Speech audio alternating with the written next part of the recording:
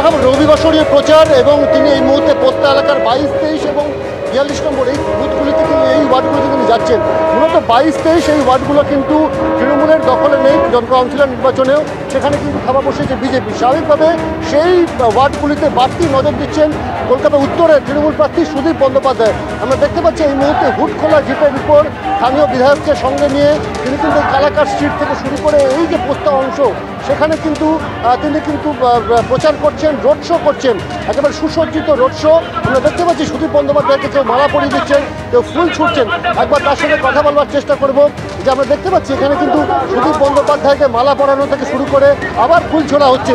স্বাভাবিকভাবে সুদীপ দার সঙ্গে কথা বলুন। সুদীপ দা, এই যে রবিবাসরীয় প্রচার, মালা পরাচ্ছে লোকজন, ফুল ছুটছে, এই যে উন্মাদনা কীভাবে দেখছেন?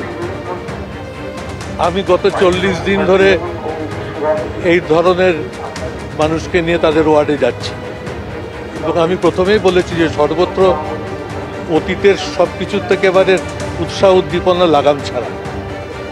আমার সঙ্গে আজকে সন্ধ্যেবেলায় একটি জায়গায় আছে ওয়ার্ড নম্বর 43, তুমিও দেখলে ভাববে যে এই সমাবেশ অতীতে কখনো দেখোনি। আমি আমন্ত্রণ জানাচ্ছি আসতে। একটা জিনিস বলুন, আপনি কিছুক্ষণ আগে বলছেন 22, 23 এই ওয়ার্ডগুলোতে গত পুর নির্বাচনে আপনারা পিছিয়ে ছিলেন, সেই জন্য কি এখানে বাড়তি ফোকাস দিচ্ছেন?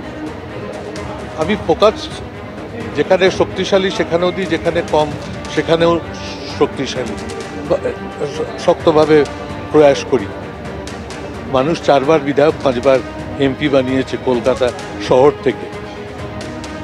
পালিয়ে যায়নি কলকাতা ছেড়ে, কোথাও শহরেই আছে এবং 9 বার জেতার একটা রেকর্ড আছে।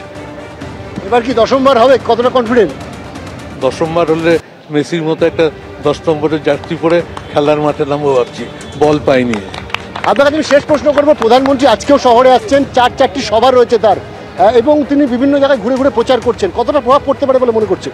আমি এত আগের থেকে এই কংগ্রেস রাজনীতির সঙ্গে যুক্ত ছিলাম। আগে দেখতাম ইন্দিরা গান্ধী আসতেন, ব্রিগেড প্যারেড গ্রাউন্ডে একটা সভা করতেন, চলে যেতেন। কিন্তু এখন যেভাবে কনস্টিটুয়েন্সি ওয়াইজ প্রধানমন্ত্রী সভা করছেন, তাতে এতে বোঝা যায় যে তাদের নিজেদের ওপর নিজেদের বিশ্বাস ক্রমশ তলানিতে গিয়ে ঠেকছে।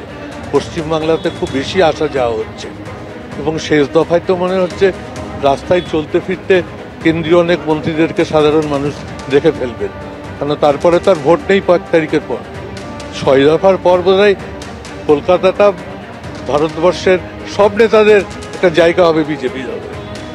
আমরা কথা বললাম সুদীপ বন্দ্যোপাধ্যায়ের সাথে। তিনি যেমন একদিকে জয় বিষয়ে আত্মবিশ্বাসী, তিনি কিন্তু নিজেও বলছেন যে যে সমস্ত ওয়ার্ডগুলি রয়েছে যেখানে তারা পিছিয়ে রয়েছেন এবং যেখানে তারা এগিয়ে রয়েছেন, সব জায়গায় সমানভাবে তিনি মনোনিবেশ করছেন এবং মানুষের মন জিততে কিন্তু একেবারে মরিয়া সুদীপ বন্দ্যোপাধ্যায়। রবিবাসরীয় প্রচার অন্তত সে কথাই বলছে এবং জয়ের ব্যাপারেও আত্মবিশ্বাসী সুদীপ বন্দ্যোপাধ্যায়। ধন্যবাদ অনির্বাণ তোমাকে।